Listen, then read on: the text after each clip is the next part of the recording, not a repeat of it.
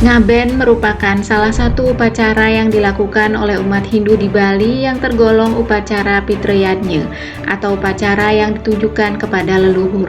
Ngaben merupakan upacara kremasi atau pembakaran jenazah di Bali. Upacara ngaben merupakan sebuah ritual yang dilakukan untuk mengirim jenazah pada kehidupan mendatang. Dalam upacara ini, jenazah diletakkan dengan posisi seperti orang tidur. Keluarga yang ditinggalkan pun akan beranggapan bahwa orang yang meninggal tersebut sedang tidur. Dalam upacara ini tidak ada air mata karena mereka menganggap bahwa jenazah hanya tidak ada untuk sementara waktu dan menjalani reinkarnasi atau akan menemukan peristirahatan terakhir atau moksa, yaitu suatu keadaan di mana jiwa telah bebas dari reinkarnasi dan roda kematian. Upacara ngaben ini juga menjadi simbol untuk menyucikan roh orang yang telah meninggal. Dalam ajaran agama Hindu, jasad manusia terdiri dari badan halus atau atman dan badan kasar atau fisik. Badan kasar dibentuk oleh 5 unsur yang dikenal dengan Panca Maha Bhuta. Kelima unsur ini terdiri dari pertiwi atau tanah, teja atau api, apah atau air, bayu atau angin, dan akasa ruang hampa. 5 unsur ini menyatu membentuk fisik dan kemudian digerakkan oleh roh. Jika seseorang meninggal, yang mati sebenarnya hanya jasad kasarnya saja, sedangkan rohnya tidak. Oleh karena itu, untuk menyucikan roh tersebut, perlu dilakukan upacara ngaben untuk memisahkan roh dengan jasad kasarnya. Berikut ini adalah 10 rangkaian upacara ngaben di Bali yang sering dilakukan oleh Krama Bali. Ngulapin, upacara untuk memanggil sang atma. Upacara ini juga dilaksanakan apabila yang bersangkutan meninggal di luar rumah yang bersangkutan, misalnya di rumah sakit atau di tempat lain. Upacara ini dapat berbeda-beda tergantung tata cara dan tradisi setempat.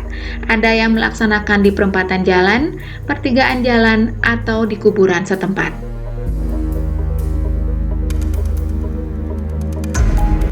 Nyiramin atau ngemandusin, upacara memandikan dan membersihkan jenazah yang biasa dilakukan di halaman rumah keluarga yang meninggal. Prosesi ini juga disertai dengan pemberian simbol-simbol seperti bunga melati di rongga hidung, belahan kaca di atas mata, daun intaran di alis, dan perlengkapan lainnya dengan tujuan mengembalikan kembali fungsi-fungsi dari bagian tubuh yang tidak digunakan ke asalnya. Serta apabila roh mendiang mengalami reinkarnasi kembali agar dianugerahi badan yang lengkap.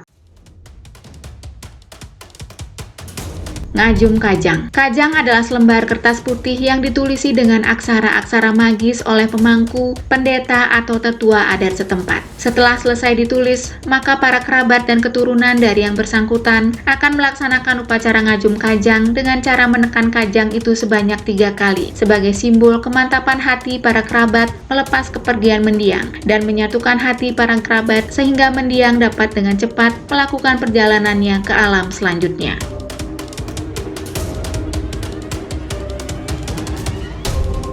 Ngaskara. Ngaskara bermakna penyucian roh mendiang.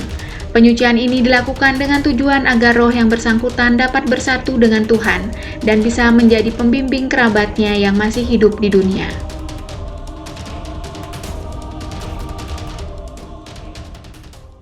Memeras.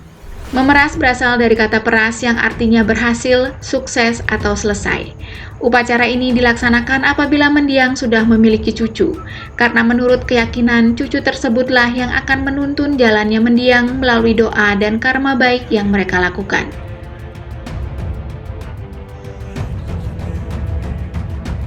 Pepegatan. Pepegatan berasal dari kata pegat yang artinya putus. Makna upacara ini adalah untuk memutuskan hubungan duniawi dan cinta dari kerabat mendiang, sebab kedua hal tersebut akan menghalangi perjalanan sang roh menuju Tuhan.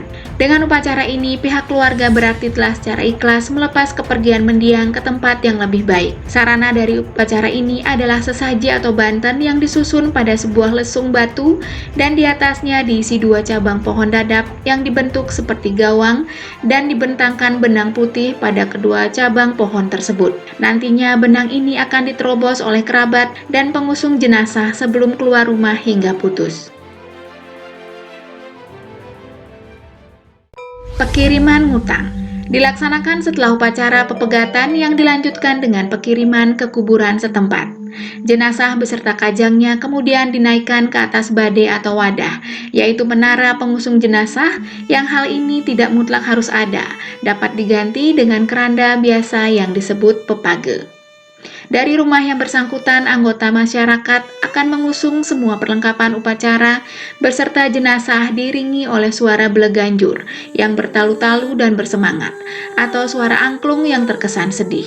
Di dalam perjalanan menuju kuburan, jenazah ini akan diarak berputar 3 kali berlawanan arah jarum jam, yang bermakna sebagai simbol pengembalian unsur Panca Mahabhuta ke tempatnya masing-masing. Selain itu, perputaran ini juga bermakna berputar 3 kali di depan rumah mendiang sebagai simbol perpisahan dengan sanak keluarga, berputar 3 kali di perempatan dan pertigaan desa sebagai simbol perpisahan dengan lingkungan masyarakat, berputar 3 kali di muka kuburan sebagai simbol perpisahan dengan dunia ini.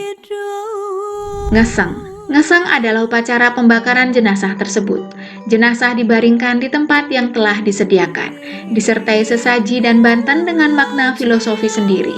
Kemudian diperciki oleh pendeta yang memimpin upacara dengan tirta pengentas yang bertindak sebagai api abstrak diiringi dengan puja mantra dari pendeta. Setelah selesai, kemudian barulah jenazah dibakar hingga hangus. Tulang-tulang hasil pembakaran kemudian digilas dan dirangkai lagi dalam buah kelapa gading yang telah dikeluarkan airnya. Nganyut.